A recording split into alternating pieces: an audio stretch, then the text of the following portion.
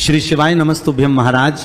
आप सभी लोग जानते हैं कि साल का पहला चंद्र ग्रहण लगने वाला है और इस चंद्र ग्रहण को लेकर इस बार लोग बहुत ज़्यादा चिंतित हैं क्योंकि यह चंद्र ग्रहण हमारे भारत में दिखाई देगा और इसका सूतक काल भी मान्य होगा। महाराज, अब हम जानते हैं कि साल का पहला चंद्र ग्रहण कब लगेगा, इसका समय क्या है और इसका सूतक काल कब से शुरू हो जाएगा और इस चंद्र ग्रहण में आपको क्या क्या सावधानियां रखनी है और ये चंद्र ग्रहण किस राशि में लगने वाला है। महाराज, चंद्र ग्रहण तब लगता है जब सूर्य और चंद्रमा के बीच में पृथ्वी आ जाती है और तब पृथ्वी की छाया चंद्रमा पर पड़ती है और चंद्र ग्रहण लगता है। महाराज, साल 2026 में साल का पहला चंद्र ग्रहण 3 मार्च मंगलवार के दिन लगेगा और इस चंद्र ग्रहण का समय 3 मार्च को दोपहर में 3:20 से शुरू होगा और यह चंद्र ग्रहण शाम 6:45 पर समाप्त होगा। ऐसे में इस चंद्र ग्रहण की कुल अवधि लगभग 3 घंटे 27 मिनट की रहेगी। महाराज, जब भी चंद्र ग्रहण लगता है तो उसका सूतक काल ग्रहण की शुरुआत होने से 9 घंटे पहले से शुरू हो जाता है। तो इस हिसाब से इस चंद्र ग्रहण का सूतक काल 3 मार्च को सुबह 6:20 से शुरू हो जाएगा और सूतक काल की समाप्ति ग्रहण की समाप्ति के साथ में ही होती है। महाराज, ये चंद्र ग्रहण हमारे भारत के ज़्यादातर हिस्सों में देखने को मिलेगा और विशेष रूप से यह साल का पहला चंद्र ग्रहण पूर्वी हिस्सों में आपको देखने को मिलेगा, जिसे हम नॉर्थ ईस्ट कहते हैं। और यह चंद्र ग्रहण असम, मिजोरम, नागालैंड, मणिपुर जैसे राज्यों में यह ग्रहण नज़र आ सकता है। इसके अलावा दिल्ली, मुंबई, उत्तर प्रदेश और राजस्थान में भी इस ग्रहण को देखा जा सकेगा। महाराज, हमारे भारत देश के अलावा इस ग्रहण को Pakistan, Afghanistan, Iraq, Iran, Australia, New Zealand, रूस, उत्तरी और दक्षिणी अमेरिका और एशिया में इस ग्रहण को देखा जा सकेगा। महाराज, अब ये चंद्र ग्रहण जहाँ भी दिखेगा वहाँ पर इसका सूतक काल मान्य होगा और वहाँ पर रहने वाले लोगों को सूतक काल और ग्रहण काल के नियमों का पालन भी करना होगा, जिसमें से हमारे भारत के लोग भी होंगे। महाराज, चंद्र ग्रहण का सूतक काल शुरू होने से पहले आपको तुलसी पत्र तोड़कर इसे अपने घर की रसोई घर में खाने पीने की चीज़ों में पानी में डाल देना चाहिए और भगवानों वाले स्थान पर भी रख देना चाहिए और सूतक से पहले ही अपने घर के भगवानों के मंदिर में पर्दा लगा देना चाहिए। महाराज, इसके बाद में सूतक काल में हमें कैंची, छुरी, सुई जैसी चीज़ों का प्रयोग नहीं करना चाहिए और इस समय खाना भी नहीं बनना चाहिए और ना खाना चाहिए। इस नियम का पालन गर्भवती माता को विशेष रूप से करना चाहिए। महाराज, इसके अलावा चंद्र ग्रहण के समय किसी को भी घर से बाहर नहीं निकलना चाहिए। हालांकि जब ये चंद्र ग्रहण शुरू होगा उस समय हमारे भारत में दिन होगा तो चंद्रमा नहीं दिखाई देगा। महाराज, भारत में यह चंद्र ग्रहण शाम को चंद्रोदय के बाद ही दिखाई देगा और हमारे भारत में 3 मार्च को चंद्रोदय का समय शाम 6:30 का रहेगा।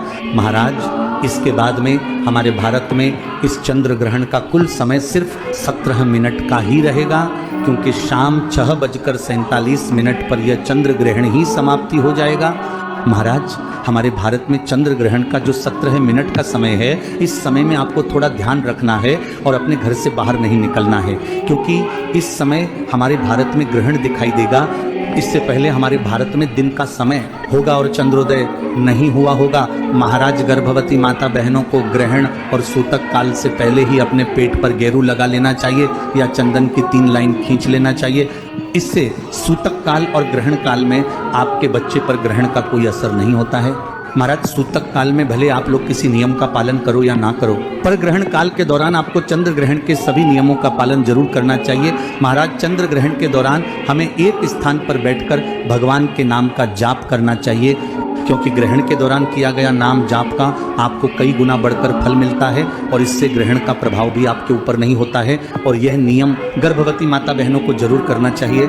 महाराज, इसके अलावा चंद्र ग्रहण के दौरान किसी को भी कार्टून, दंगे वाली फिल्म या सीरियल वगैरह नहीं देखना चाहिए और गर्भवती माता बहनों को विशेष रूप से इस समय इन सारी चीज़ों से दूर रहना चाहिए, वरना इसका सीधा प्रभाव उनके बच्चे के ऊपर पड़ता है। इसके अलावा चंद्र ग्रहण के दौरान बाथरूम जाना और पानी पीने की भी मनाही की जाती है, पर अगर आप ऐसा ना कर पाए तो आप पानी भी पी सकते हैं और बाथरूम भी जा सकते हैं।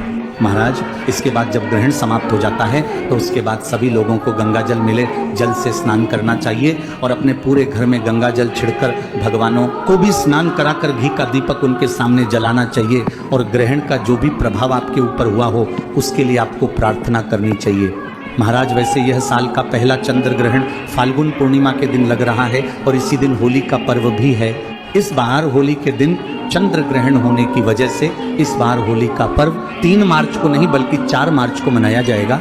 और इस बार यह फाल्गुन पूर्णिमा 2 दिनों की है, जिसमें 2 मार्च की शाम से पूर्णिमा तिथि आ रही है और 3 मार्च की शाम तक रहने वाली है। नियमों के हिसाब से 2 मार्च को होलिका दहन होना था, पर इस समय भद्रा काल रहेगी और इसका वास पृथ्वी लोक पर ही रहेगा। इस वजह से होलिका दहन इस बार कई जगहों पर 2 मार्च को शाम के समय किया जाएगा, कुछ जगहों पर मध्य रात्रि में 1 से 2 बजे के बीच किया जाएगा और कुछ जगहों पर 3 मार्च को ग्रहण सूतक और भद्रा की समाप्ति के बाद ही किया जाएगा।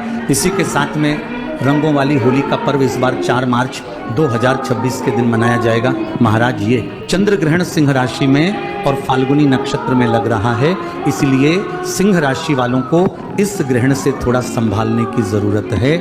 महाराज, इसी के साथ में इस चंद्र ग्रहण को किसी को भी अपनी आंखों से नहीं देखना है और ना चंद्र ग्रहण की रोशनी में आपको आना है, क्योंकि इससे बुरा प्रभाव आपके ऊपर पड़ेगा।